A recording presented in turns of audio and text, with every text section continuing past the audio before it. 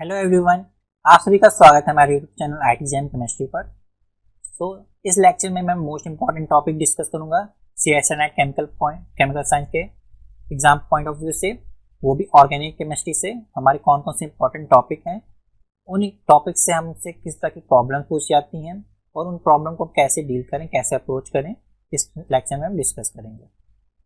Okay, अगर आपकी organic chemistry week है और आपको ऑर्गेनिक केमिस्ट्री रिएक्शन से डर लगता है, फिर भी आप कई ऐसे टॉपिक्स हैं जिसको आप तैयार कर सकते हैं, क्योंकि CSR हमारा एक ऐसा एग्जाम है जहाँ पे हमको सारे प्रॉब्लम्स तो करने नहीं होते हैं, हमको एक सिलेक्टेड नंबर ऑफ प्रॉब्लम्स करने होते हैं। और तो अगर हम कुछ टॉपिक्स को अच्छे से तैयार करके चले जाएं तो हमारा एग्जाम को ईजिली क्रैक कर सकते हैं। तो स्पेक्ट्रोस्कोपी हमारा एक ऐसा पहला टॉपिक है जहाँ पे ऑर्गेनिक केमिस्ट्री की आपको अगर अंडरस्टैंडिंग नहीं है, जैसे कि रिएक्शन मैकेनिज्म, रिएजेंट्स की, फिर भी आप अच्छे से इसको अप्रोच कर सकते हैं, क्योंकि हमको इसमें सिर्फ केमिकल शिफ्ट वैल्यूज याद रखनी होती हैं, जे वैल्यूज याद रखनी होती हैं, और कब हमारी सिर्फ केमिकल शिफ्ट वैल्यू ज़्यादा होगी, कम होगी, क्या रिलेशन होगा उसमें, ये सब चीज़ें याद रखनी होती हैं बेसिक, तो हम प्रॉब्लम को कर सकते हैं। फिर हमारा स्टीरियो केमिस्ट्री है। स्टीरियो केमिस्ट्री में हमारे प्रॉब्लम्स होती हैं, जैसे दो कंपाउंड दिए हैं, उनमें रिलेशन बताना है कि वो होमोमर्स हैं, डायस्टेरियोमर है, इनैंस्टियोमर है। और टोपिसिटी एक टॉपिक है स्टीरियोकेमिस्ट्री में, जहाँ पे आपको बताना होता है कि ये प्रोटॉन्स इनैंसियोटोपिक हैं, डायस्टीरियोटोपिक हैं, किस तरह के प्रोटॉन्स हैं, ये बताना होता है। फिर एरोमेटिसिटी तो हमारा बहुत ही ईजी टॉपिक है, इसको आप एक दिन में कंप्लीट कर सकते हैं। तो आपको बताना होता है कि कंपाउंड हमारा गिवन कंपाउंड कैसा है। मान लीजिए कंपाउंड दे दिया, आपको बताना है कि क्या है, एरोमेटिक है, एंटी एरोमेटिक है, कैसा सिस्टम है हमारा। फिर फोटोकेमिस्ट्री थोड़ा कॉम्प्लिकेटेड टॉपिक है, पर अगर आप इसको अच्छे से पढ़ लेते हैं तो आप इससे इजीली प्रॉब्लम को सॉल्व कर सकते हैं। और फोटोकेमिस्ट्री और पैरीसाइक्लिक तो ऐसे टॉपिक हैं जिनसे हर साल क्वेश्चंस आते ही हैं, नो डाउट इनसे क्वेश्चन आएगा ही। ओके, बायोमोलिक्यूल्स से भी हमारे क्वेश्चंस आते हैं। अगर अमीनो एसिड और कार्बोहाइड्रेट आप पढ़ के चले आते हैं तो आपका एक क्वेश्चन तो पक्का ही है। उसके बाद रिएजेंट्स एंड रीम रिएक्शन, ये दो टॉपिक से हमसे कंबाइंड प्रॉब्लम पूछ जाती हैं। हमको 3 रिएजेंट्स नेम रिएक्शन का यूज़ करके एक रिएक्शन दे देगी जहाँ हमको फाइनल प्रोडक्ट बताना होगा। उस फाइनल प्रोडक्ट तक पहुँचने के लिए आपको बेसिक रिएक्शन मैकेनिज्म पता होनी चाहिए, नेम रिएक्शन पता होनी चाहिए। तो अगर आपकी ऑर्गेनिक स्ट्रॉन्ग है तो आप इन दो टॉपिक्स को करके जा सकते हैं। अब स्पेक्ट्रोस्कोपी से हमसे किस तरह की प्रॉब्लम पूछी जाती है। मेनली जो हर साल हमारी प्रॉब्लम आती है वो स्ट्रक्चरल डिटर्मिनेशन से आती है। इसे हमको स्ट्रक्चर डिटरमाइन करना होता है, और उसके लिए हमको क्या क्या डेटा मिलता है। हमको पहली बात चीज मिलती है केमिकल शिफ्ट वैल्यू मिलती है, जे वैल्यू दी होती है, मास डेटा दिया होता है किसी किसी क्वेश्चन में, किसी में नहीं दिया था, और IR वैल्यू। ये 4 चीजें होती हैं जो हमको दी रहती हैं। ओके, तो इन 4 चीजों से हमको स्ट्रक्चर डिटरमाइन करना होता है। ओके, प्रॉब्लम कैसी आती है पहले डिस्कस करते हैं। ओके, ये प्रॉब्लम हमसे पूछी गई है। यहाँ पे हमको 13C NMR शिफ्ट का जो करेक्ट ऑर्डर है, जो करेक्ट सेट ऑफ वैल्यूज हैं, वो हमको आइडेंटिफाई करनी है A to E तक, A B C D and E। Okay, तो ये देखिए हमारा अल्फा बीटा अनसैचुरेटेड एल्कीन है, ये हमारी डीलोकलाइज होगी। ओके, तो D पे हमारा पॉजिटिव चार्ज आएगा। D हमारा ज़्यादा इलेक्ट्रॉन डिफिशिएंट होगा, ज़्यादा इलेक्ट्रॉन डिफिशिएंट है मतलब इसकी केमिकल शिफ्ट वैल्यू हमारी C से ज़्यादा होगी। ओके, तो ऐसा कौन सा ऑप्शन है जिसमें D की केमिकल शिफ्ट ज़्यादा है। फर्स्ट तो नहीं है, A नहीं है हमारा, C भी नहीं है, और D भी नहीं है, और D में देखिए D की केमिकल शिफ्ट वैल्यू 143 है, तो D की केमिकल शिफ्ट C से हमारी ज़्यादा है, तो ये हमारा D ऑप्शन करेक्ट है। ये देखिए यहाँ पे एक्सप्लेन भी किया मैंने, यहाँ पे डीलोकलाइजेशन हुआ, D पे पॉजिटिव चार्ज आ रहा है, इसकी केमिकल शिफ्ट वैल्यू 143 हो जाएगी, इसकी 125 हो जाएगी। और B देखिए हमारा एस्टर है, एस्टर की भी पीक हमारी 150 to 200 के बीच में होती है, और एल्कीन की पीक हमारी C डबल बॉन्ड C की पीक हमारी 100 to 150 के बीच में लाई करती है। तो ये दो डेटा आपको पता है और बेसिक कॉन्सेप्ट पता है, तो आप ये प्रॉब्लम आसानी से कर सकते थे। फिर हमारी देखिए करेक्ट स्ट्रक्चर पूछा, जैसे मैंने स्ट्रक्चरल डिटर्मिनेशन बोला था, यहाँ पे IR डेटा हमको दिया है, HNMR डेटा दिया है, और 13C NMR डेटा दिया है। ठीक है, तो जरूरी नहीं हम सारे डेटा का यूज़ करें, तो क्योंकि देखिए हमारे पास IR डेटा 736 सेंटीमीटर इनवर्स है, सारे एस्टर के केस हैं, सारे एस्टर में हमको जनरली वही पिक मिलेगी, तो IR डेटा तो हमारे किसी काम का नहीं है। ओके, फिर आता है HNMR डेटा की बात। HNMR डेटा में देखिए ये वैल्यू हमको 3.6 है, तो मतलब ये हमारा एस्टर प्रोटॉन है।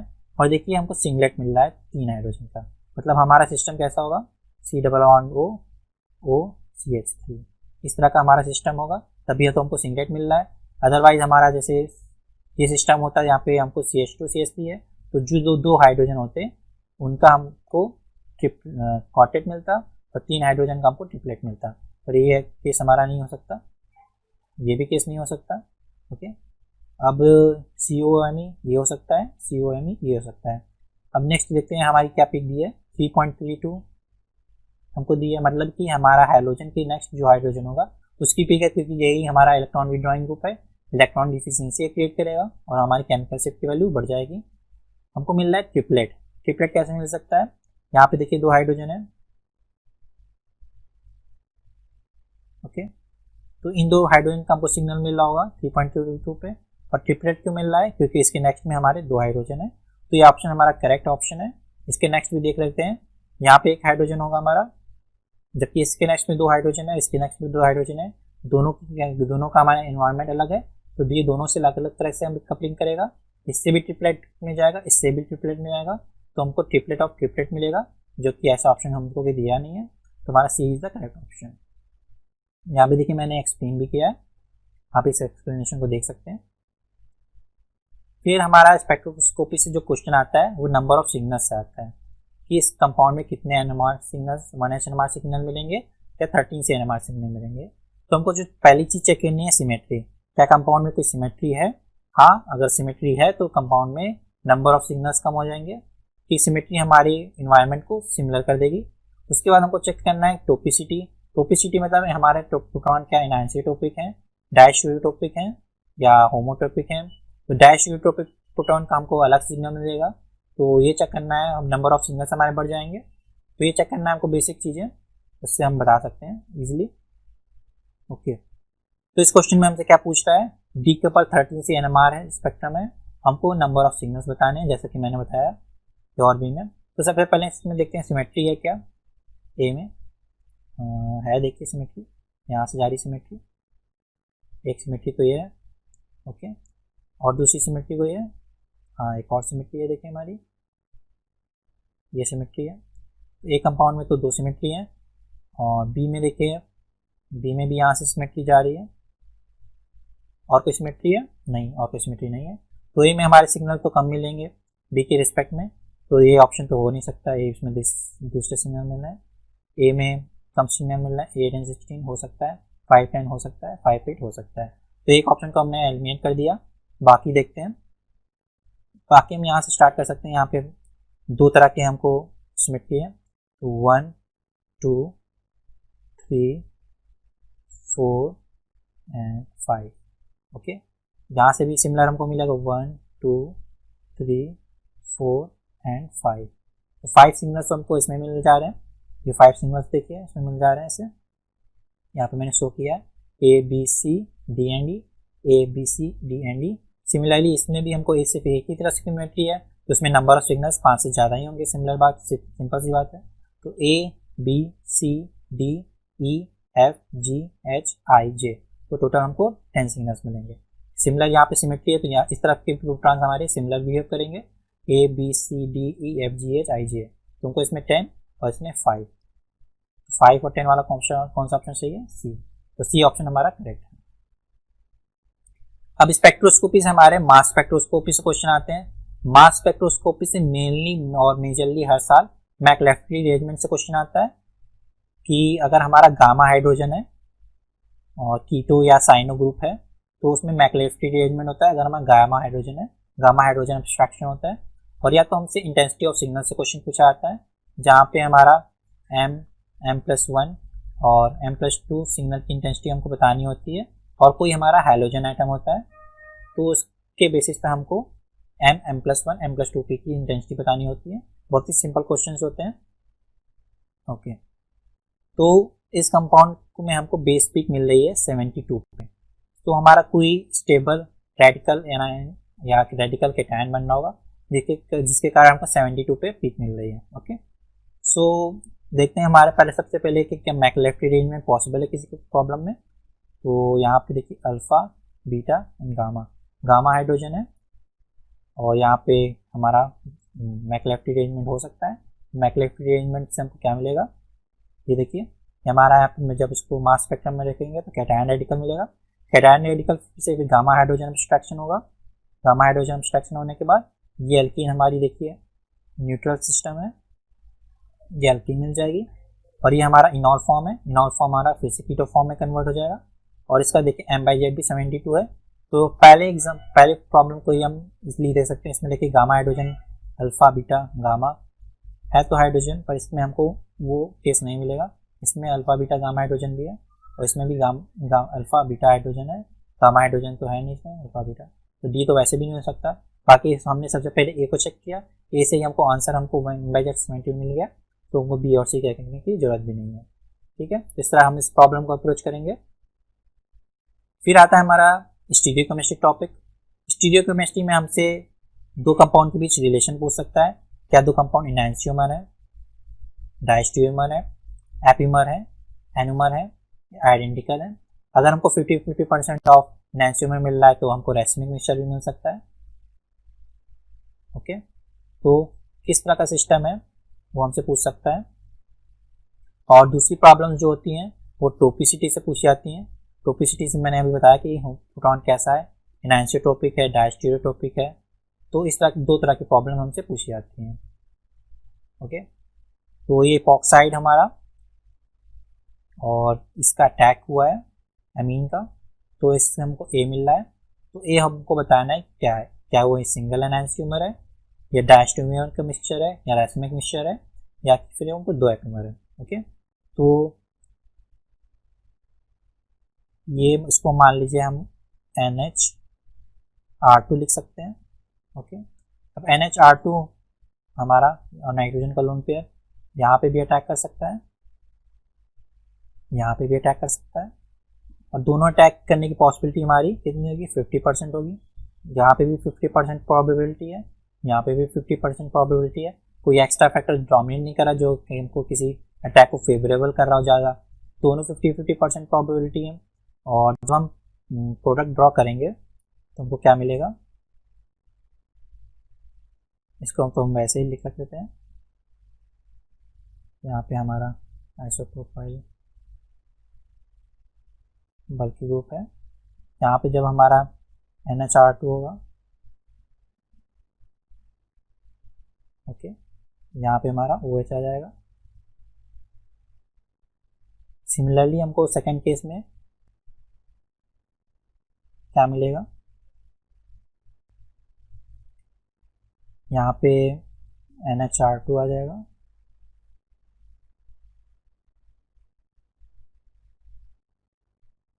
यहाँ पे OH आ जाएगा, बाकी फंक्शनल ग्रुप वैसे ही रहेंगे। सो ये देखिए आपको दिख रहा होगा कि मिरर इमेज है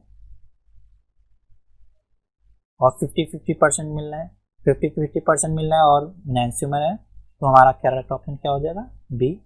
मतलब हमको रेसिमिक मिक्सचर मिल रहा है, जितना 50% ये मिल रहा है उतना ये मिल रहा है, तो हमारा ये रेसिमिक मिक्सचर हो जाएगा। तो हमारा ऑप्शन क्या है करेक्ट, बी ऑप्शन करेक्ट है। अब इस क्वेश्चन में हमसे मोस्ट स्टेबल कंफर्मेशन पूछ रहा है, तो मोस्ट स्टेबल कंफर्मेशन में सबसे पहले हमारा चेयर फॉर्म सबसे ज़्यादा स्टेबल होता है, then boat, then twist boat, then boat, then half chair. Okay, तो सबसे पहले हम चेयर फॉर्म में देखते हैं। चेयर फॉर्म में देखिए ये हमारा OH ग्रुप है, ये बल्कि ग्रुप है, इसके बीच में स्टेरिक रिपल्सन होगा, स्टेरिक रिपल्सन इसके हमको स्टेबिलिटी को कम कर देगा। तो चेयर फॉर्म तो हमारा स्टेबल सबसे हो नहीं सकता। नेक्स्ट क्या है हमारा ट्विस्ट बोट। ट्विस्ट बोट में देखते हैं ये हमारा ट्विस्ट बोट फॉर्म है, यहाँ पे हमारा कोई स्टेरिक रिपल्सन भी नहीं है, ये दोनों अलग अलग है। यहाँ पे देखिए हमारी हाइड्रोजन बॉन्डिंग भी हो सकती है, तो हमारा जो मोस्ट स्टेबल कंफर्मेशन क्या हो जाएगा, सी हो जाएगा। ये देखिए यहाँ पे एक्सप्लेन किया मैंने, ये हाईली अनस्टेबल है ड्यू टू 1,3 डायएक्सियल इंटरेक्शन। ओके, ये 1,3 हमारा डायएक्सियल इंटरेक्शन है, 1 2 3, जो कि इसकी स्टेबिलिटी को बहुत कम कर देगा। और यहाँ पे देखिए हमारी हाइड्रोजन बॉन्डिंग हो जा रही है और ये दोनों बल्कि ग्रुप भी हमारे अलग अलग हैं, दूर हैं, सेपरेट हैं, तो इसकी स्टेबिलिटी को काफ़ी बढ़ा देगा।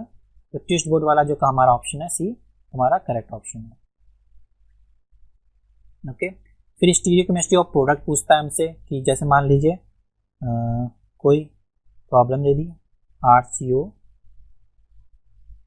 ओके, यहाँ पे हमसे स्टीरियो है कोई CH3, ओके, फिर इसको मान लीजिए लिथियम एल्यूमिनियम हाइड्राइड से ट्रीट कर दिया, ओके, फिर हमको इसकी प्रोडक्ट बताना होगा। क्या यहाँ पे OH अबव दी प्लेन होगा, मान लीजिए ये प्रोडक्ट पॉसिबल है हमारा, और क्या पॉसिबल है RCOH, ये बिलो द प्लेन है हमारा OH, यहाँ पे CH3 as it is A2CH3, okay. तो ये दो पॉसिबल प्रोडक्ट हैं। अब हम कैसे बताएंगे कि हमारा कौन सा मेजर है, तो हमारे दो रूल मेनली होते हैं, cramps rule, anti cramp rules, और उनकी शॉर्ट ट्रिक भी होती है। तो उसकी बेसिस पर हम बता सकते हैं कि हमारा कौन सा मेजर प्रोडक्ट है। इस तरह की प्रॉब्लम्स भी हमसे पूछी जाती हैं। फिर जो प्रॉब्लम हमसे पूछी जाती है मेजरली वो न्यूमेरिकल पूछी जाती है।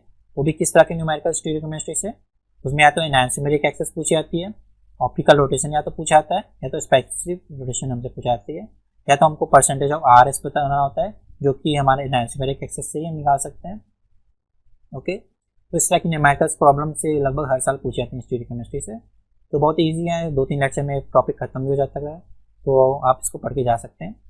सो specific rotation for S+2 butanol is 10 degree milligram पर डेसीमीटर, ओके। तो हमको स्पेसिफिक रोटेशन दी है, observe optical rotation, alpha observe और सैंपल कंपोज ऑफ मिक्सचर के हमको अल्फा दिया है, और सेल पाथ लेंथ दिया है, और कंसंट्रेशन दिया है, ओके।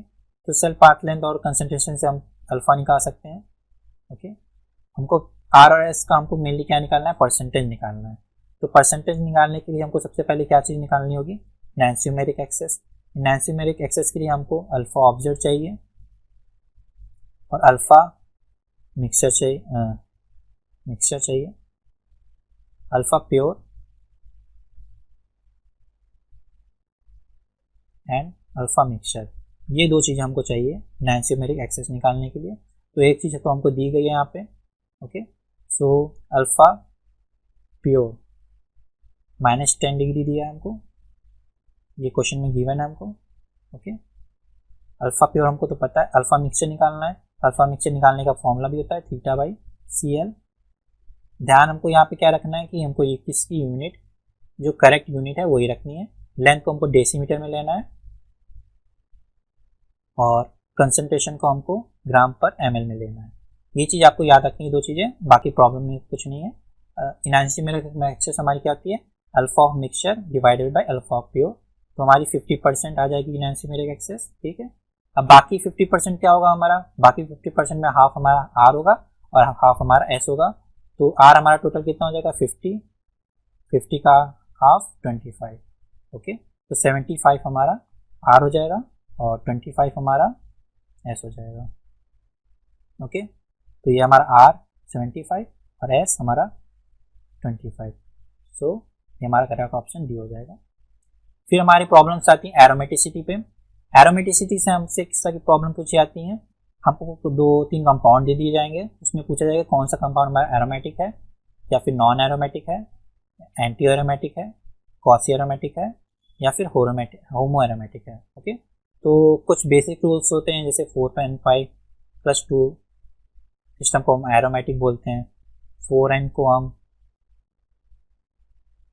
एंटी एरोमेटिक बोलते हैं, और हमारा सिस्टम अगर नॉन प्लेन है तो नॉन एरोमेटिक बोलते हैं। तो इन सब बेसिक रूल्स से आप डिसाइड कर सकते हैं कि हमारा सिस्टम कैसा होगा। ये देखिए हमारा A, B एंड C का पूछ रहा है। तो सबसे पहले C से स्टार्ट करते हैं, बहुत ही ईजी दिख रहा है। C हमारा 2π इलेक्ट्रॉन सिस्टम है, एरोमेटिक होगा। C इज एरोमेटिक, ओके, सही है, ये सही हो सकता है। B में क्या है, C is homo aromatic, C is homo aromatic, C is anti aromatic.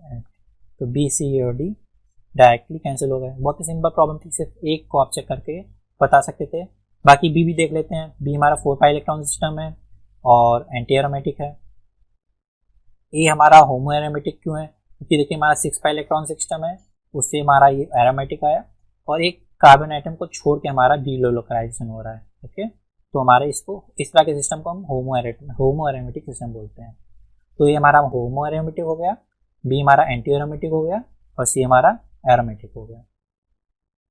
फिर फोटोकेमिस्ट्री से थोड़ी कॉम्प्लेक्स प्रॉब्लम कभी कभी पूछ जाती हैं, पर कभी कभी इजी प्रॉब्लम्स भी आ जाती हैं। सो आपको मेनली क्या याद रखना है, di pi methane arrangement, Barton reaction, Norrish 1-2 reaction, 1-2 type reaction and Hofmann Loffler Freytag reaction. इन्हीं 4 से आपको एग्जाम में प्रॉब्लम्स देखने को मिलेंगी। तो चलिए प्रॉब्लम डिस्कस करते हैं, किस तरह की प्रॉब्लम आई है प्रीवियस ईयर में। ओके, तो देखिए हमारा ये कीटो ग्रुप है और ये डबल बॉन्ड है। तो हमसे पूछ रहा है कि क्या क्या पॉसिबल प्रोडक्ट हैं। तो हमको 2 प्रोडक्ट यहाँ पे हर ऑप्शन में दिए हैं, तो 2 प्रोडक्ट हमको आइडेंटिफाई करने क्या हो सकते हैं। तो ये alpha, beta, gamma. Gamma hydrogen अब देखिए, तो गामा हाइड्रोजन अब्स्ट्रैक्शन हो सकता है, पहली प्रोबेबिलिटी है। और ये देखिए डबल बॉन्ड है, जब यहाँ पे रेडिकल जनरेट होगा तो ये डीलोकलाइज होकर हमको एक प्रोडक्ट दे सकता है, वो सेकेंड देगा। तो दोनों प्रोडक्ट कैसे बनना है देखते हैं। ये देखिए गामा हाइड्रोजन अब्स्ट्रैक्शन हुआ, यहाँ पे OH आ गया, यहाँ पे रेडिकल जनरेट हुआ, यहाँ पे रेडिकल जनरेट हुआ। तो हमारा कितना मेंबर रिंग सिस्टम होता है, 1 2 3 एंड 4। तो 4 मेंबर रिंग सिस्टम बन गया और यहाँ पे OH था, OH आ गया। तो एक प्रोडक्ट तो हमको ये मिल गया। उसके बाद ये डबल बॉन्ड देखिए, डबल बॉन्ड होमोलिटिकली क्लीवेज हो सकता है, इसकी होमोलिटिकली क्लीवेज होगा, यहाँ पे रेडिकल बन जाएगा। तो रेडिकल रेडिकल से डबल बॉन्ड बन गया, बाकी एक रेडिकल बचा यहाँ पे, 1 2 3 एंड 4 मेंबर रिंग सिस्टम बन गया। और ये इनॉल फॉर्म है, इनॉल फॉर्म से ज़्यादा स्टेबल हमारा कीटो फॉर्म होगा। तो एक प्रोडक्ट हमको ये मिल गया। तो करेक्ट ऑप्शन हमारा डी है। तो डी में हमको क्या मिल रहा है, ए और बी। ए मिल रहा है सही और ये कीटो फॉर्म बी। तो ये 2 ऑप्शन हमारे करेक्ट ऑप्शन है। फिर हमारा पेरिसाइक्लिक रिएक्शन। पेरिसाइक्लिक रिएक्शन में मोस्ट इंपॉर्टेंट हमारा साइक्लोएडिशन है। साइक्लोएडिशन के अंदर ही हमारा डीएल सेल रिएक्शन आता है। ओके, फिर सिग्माट्रोपिक रिएक्शन, फिर इलेक्ट्रोसाइक्लिक रिएक्शन। इन 3 टॉपिक्स को आप पढ़ के अगर जाएंगे तो आपसे 1-2 प्रॉब्लम तो हो ही जाएगी, क्योंकि पेरिसाइक्लिक से और ऐसा टॉपिक है जिससे हर साल क्वेश्चन आते ही हैं। आप प्रीवियस ईयर क्वेश्चन देख सकते हैं। अब ये प्रॉब्लम देखिए, यहाँ पे देखिए हमको बताना है सिंपल कि किस तरह का साइक्लोएडिशन है। तो ये देखिए 2 इलेक्ट्रॉन सिस्टम है, यहाँ पे भी 6 इलेक्ट्रॉन सिस्टम है। तो हमको फाइनल प्रोडक्ट दिया है, बहुत ही सिंपल क्वेश्चन है, किस तरह का होगा 6 साइक्लोएडिशन हो जाएगा हमारा। यहाँ पे 6 इलेक्ट्रॉन सिस्टम है, ऐसे डीलोकलाइज होगा और इससे हमारा बॉन्ड फॉर्मेशन हो जाएगा। ओके, 6+2 एडिशन हो जाएगा और हमको ये प्रोडक्ट मिल जाएगा। फिर हमारा बायोमोलिक्यूल्स आता है। बायोमोलिक्यूल्स में मोस्ट इंपॉर्टेंट हमारा अमीनो एसिड है, इसके बाद कार्बोहाइड्रेट, इसके बाद न्यूक्लिक एसिड।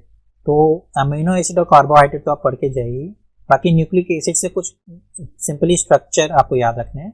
कुछ स्ट्रक्चर होंगे उनके डायरेक्ट कभी कभी एग्जाम में पूछ लेता है कि कौन सा स्ट्रक्चर तो क्या फॉर्मूला है। बाकी अमीनो एसिड और कार्बोहाइड्रेट में कुछ कॉन्सेप्ट इन्वॉल्व हैं बेसिक, उसको आप पढ़ के जाइए, आपका बायोमोलिक्यूल्स कंप्लीट हो जाएगा। तो उससे किस तरह की प्रॉब्लम पूछी जाती है वो देखते हैं। The peptide A on reaction with 1-fluoro-4-2,4 nitro dinitrobenzene. तो ये हमारा क्या है, इसको हम सैंजर रिएजेंट भी बोलते हैं। सैंजर रिएजेंट है हमारा ये। सैंजर रिएजेंट हमारा एन टर्मिनल अमीनो एसिड से रिएक्ट करता है। इतनी बेसिक इंफॉर्मेशन हमको चाहिए थी। Okay, N terminal amino acid से रिएक्ट करता है। फिर उसका हमने एग्जॉस्टिव हाइड्रोलिसिस किया है, तो हमको फिनाइल एलानीन और सिराइन मिल रही है। और देखिए एन टर्मिनल पे हमको क्या मिल रहा है, 2,4 डाइनाइट्रो फिनाइल ग्लाइसिन। तो देखिए 2,4 डाइनाइट्रो फिनाइल ग्लाइसिन, तो एन टर्मिनल पे अगर हमारी ग्लाइसिन है तो उस ऑप्शन को हम करेक्ट कर सकते हैं, बाकी ऑप्शन को हम एलिमिनेट कर सकते हैं। बाकी आगे के इन्फॉर्मेशन देखते हैं जरूरत है कि नहीं। तो एन टर्मिनल पे यहाँ पे हमारा फिनाइल एलानीन है, ये नहीं हो सकता। यहाँ पे भी PH है, ये भी नहीं हो सकता। ये ग्लाइसिन है, ये हो सकता है। और यहाँ पे एलानीन है, तो ये भी नहीं हो सकता।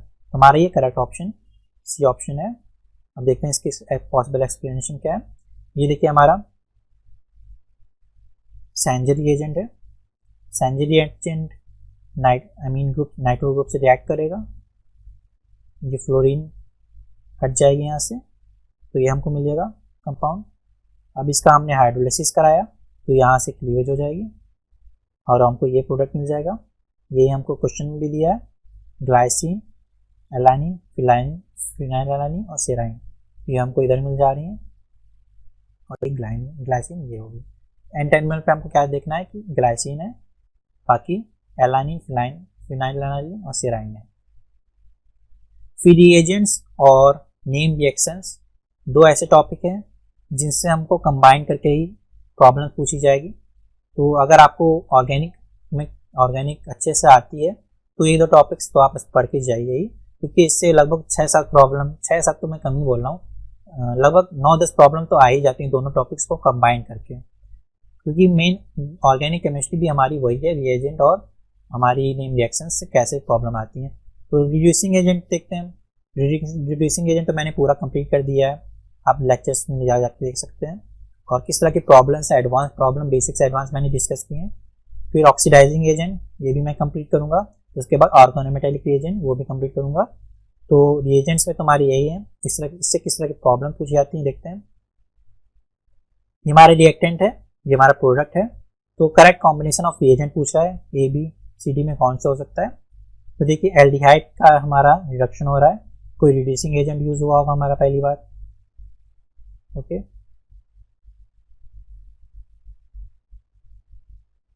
हमारा कोई रिड्यूसिंग एजेंट यूज हुआ होगा।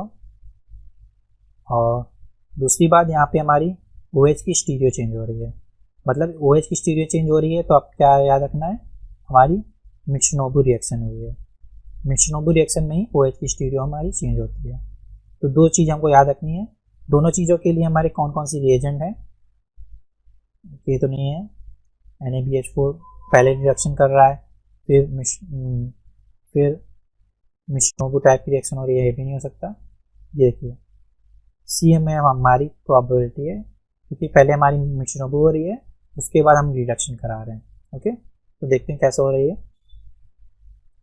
ये देखिए हमारा मित्सुनोबु रिएक्शन की हमारी रिएजेंट है, तो हमारा यहाँ पे OPPS3 बन जाएगा। पहले OPPS3 प्लस बन जाएगा, फिर PHCO minus back side attack करेगा, और OPPS3 हमारा गुड लीविंग ग्रुप है, लीव कर जाएगा, तो हमको ये मिलेगा। ठीक है, इतना समझ में आ गया आपको। अब लिथियम एल्यूमिनियम हाइड्राइड CHO को CH2OH में कन्वर्ट कर देगा। ओके, ये हो गया। और OCOPH को हमको H माइनस यहाँ अटैक करेगा, फिर ये क्लिक करेगा और फिर बैक करेगा, तो यहाँ पे O माइनस आ जाएगा, जो कि वर्क के बाद हमको एल्कोहल दे देगा। ठीक है, तो यहाँ पे स्टीरियो चेंज हुई है और एल्डिहाइड ग्रुप का रिडक्शन हुआ है। तो दो चीज़ आपको याद रखनी थी, एक रिड्यूसिंग एजेंट और एक मित्सुनोबु रिएक्शन। ये प्रॉब्लम तो मैंने अपने लेक्चर में भी करवाई है और ये प्रीवियस ईयर में पूछी भी गई है। तो यहाँ पे हमको सिलेक्टिव रिडक्शन देखना है। यहाँ पे हमारा COH ग्रुप है, यहाँ पे अल्कोहल हो रहा है, तो मतलब एसिड का रिडक्शन हुआ है इसमें। यहाँ पे एस्टर है, एस्टर से अल्कोहल मिल रहा है, देखिए CH2OH, बाकी इधर COH है, मतलब यहाँ पे हमारा एस्टर का रिडक्शन हो रहा है। तो एसिड को कौन सिलेक्टिवली रिड्यूस करता है in presence of ester? BH3 in dimethyl sulphide. तो A और C हमारे हो सकते हैं, B LiH4 नहीं हो सकता।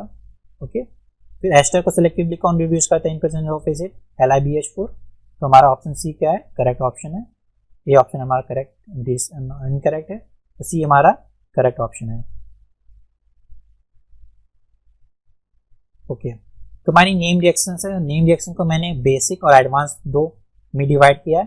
बेसिक में हमारी कुछ IT जैम लेवल की रिएक्शंस हैं, कुछ 12th लेवल की रिएक्शंस है जो आपने पढ़ी होंगी, और इनसे भी क्वेश्चंस आ जाते हैं 2 मार्क्स में। तो aldol condensation, benzoin condensation, Friedel Crafts, Reimer Tiemann, oxymercuration, Cannizzaro, Beckmann rearrangement, benzil benzilic rearrangement, pinacol, pinacolone, Robinson annulation, Fries rearrangement और वैगनर रिएजमेंट, ये 12 रिएक्शन बहुत ही इंपॉर्टेंट हैं। इनके अलावा भी कुछ रिएक्शन है, ऐसा नहीं उनसे क्वेश्चन नहीं आते, पर ये मोस्ट इंपॉर्टेंट नेम रिएक्शन हैं, इनको आप तो पढ़ के जाइए ही। इनके अलावा आपको टाइम मिलता है उनको भी पढ़ लीजिए। उसके बाद हमारी कुछ एडवांस हैं, जैसे डगिन रिएक्शन, कोरिफ्यूकस रिएक्शन, इससे तो क्वेश्चन पूछा जाता है कई बार, Shapiro reaction, Wittig reaction, Nef reaction, Bamford Stevens reaction, Barton reaction, Simmons Smith reaction, Mannich reaction, McMurry coupling, Peterson alternation and Sharpless asymmetric oxidation. 2-3 steps को इन्वॉल्व करके, रिएजेंट्स को इन्वॉल्व करके, नेम रिएक्शन को इन्वॉल्व करके क्वेश्चन पूछे जाते हैं। तो किस तरह के क्वेश्चन पूछे जाते हैं देखते हैं। ओके, हमारी favourite reaction birch reaction. Birch reaction को मैंने डिस्कस भी किया है, इस तरह के प्रॉब्लम्स को डिस्कस किया है। तो बर्च रिएक्शन हमारा हमको क्या देता है, इलेक्ट्रॉन देगा, इलेक्ट्रॉन देगा, ठीक है। इलेक्ट्रॉन कहाँ पे अटैक करेगा, जहाँ पे इलेक्ट्रॉन की डिफिशियंसी हो, ओके, जहाँ पे इलेक्ट्रॉन डिफिशियंसी हो। तो पिरिडीन है एक सिस्टम है हमारा, और एक बेंजीन सिस्टम है, दोनों हमारा कंबाइन है, क्विनोलिन सिस्टम दे रहे हैं। तो इलेक्ट्रॉन पिरिडीन क्या करेगा, -I इफेक्ट लगाएगा अपना, और इलेक्ट्रॉन डेंसिटी को यहाँ पे रिड्यूस करेगा। तो इलेक्ट्रॉन अटैक करेगा यहाँ पे, ओके। फिर ये बॉन्ड इधर माइग्रेट करेगा, ये बॉन्ड इधर माइग्रेट करेगा। जहाँ पे हम कोई अमोनिया है तो प्रोटॉन दे देगा, तो कोई हम सॉल्वेंट यूज़ कर लेंगे E2OH, जो हमको यहाँ पे NH दे देगा। ई डबल बॉन्ड माइग्रेट किया, यहाँ पे रिडक्शन हुआ, बी हमारा करेक्ट ऑप्शन होगा। बाकी इसमें देखिए ए का रिडक्शन किया है, जो कि पॉसिबल नहीं है। इसमें भी देखिए इसकी एरोमेटिक बेंजीन का रिड्यूशन किया है, ये भी पॉसिबल नहीं है। और यहाँ पे देखिए डबल बॉन्ड की पोजीशन गलत है, तो ये भी ऑप्शन सही नहीं है। तो बी ऑप्शन हमारा करेक्ट ऑप्शन है। अब देखिए हमारे सीमन स्मिथ रिएक्शन का एग्जांपल है, सीमन स्मिथ रिएक्शन, ओके। फिर दूसरा हमारा क्या है, ऑक्सीडाइजिंग एजेंट है। इसको RuCl3H2O NiO4 को RuO4 भी बोलते हैं, ओके। तो सीमन स्मिथ रिएक्शन में हमारे डबल बॉन्ड पे CH2 ग्रुप आ जाता है, ओके। इस तरह से CH2 ग्रुप आ जा सकता है, साइक्लोप्रोपाइल रिंग फॉर्मेशन होता है। तो ए तो हो नहीं सकता, दूर दूर तक नहीं हो सकता, BCD में से एक ऑप्शन हो सकता है। और RuO4 बहुत ही स्ट्रॉन्ग ऑक्सीडाइजिंग एजेंट होता है, स्ट्रॉन्ग ऑक्सीडाइजिंग एजेंट होता है। ये हमारा एल्डिहाइड अल्कोहल को एसिड में कन्वर्ट कर देता है। और क्या याद रखना हमको, देखिए CH2OH और Me दोनों सेम साइड में है, दोनों सेम साइड किस ऑप्शन में है, डी ऑप्शन में है। और अल्कोहल का ऑक्सीडेशन किस में हुआ, एसिड में हुआ है, तो डी ऑप्शन हमारा करेक्ट ऑप्शन है। अभी देखिए लास्ट प्रॉब्लम मैं डिस्कस कर रहा हूँ। ये हमारा एल्डिहाइड है और ये क्लोरोफिकस रिएक्शन का हमारा रिएजेंट है, इतनी तो क्लोरोफ्यूरिक रिएक्शन है। उसके बाद हमारा CO2 यूज हुआ है और हाइड्रोलिसिस हुआ है। तो हमारा COH ग्रुप किस क्वेश्चन में आएगा, COH ग्रुप हो सकता है। और क्लोरोफिकस में हमको एल्काइन मिलती है, ओके। तो ए ऑप्शन हमारा करेक्ट हो सकता है। बाकी इसमें तो एल्कीन मिल रही है, बी में भी एल्कीन मिल रही है, तो इसमें भी एल्कीन मिल रही है। तो 3 ऑप्शन तो हम ऐसे एलिमिनेट कर सकते हैं। अगर हमको बेसिक अंडरस्टैंडिंग है क्लोरोफिकस रिएक्शन की, तो हम डायरेक्टली ए को करेक्ट कह सकते हैं। फिर भी हम रिएक्शन देख सकते हैं कैसे हो रही है। तो देखिए क्लोरोफिकस रिएक्शन हो रही है, इसकी मैकेनिज्म आप देख सकते हैं, ओके। फिर ब्यूटाइल लिथियम ये एसिटिक प्रोटॉन को अब्स्ट्रैक्ट कर रहा है, HBr लीव कर देगा। फिर ब्यूटाइल लिथियम दो इक्विवेलेंट हमने यूज़ किए हैं, एक इक्विवेलेंट यहाँ यूज हुआ है, एक इक्विवेलेंट यहाँ यूज हुआ है, देखिए 2 इक्विवेलेंट यूज़ किए हमने। फिर यहाँ पे हमको माइनस मिल जाएगा, PH CH2 CH2 CH2 C triple bond C minus और Li प्लस, ये मिला हमको।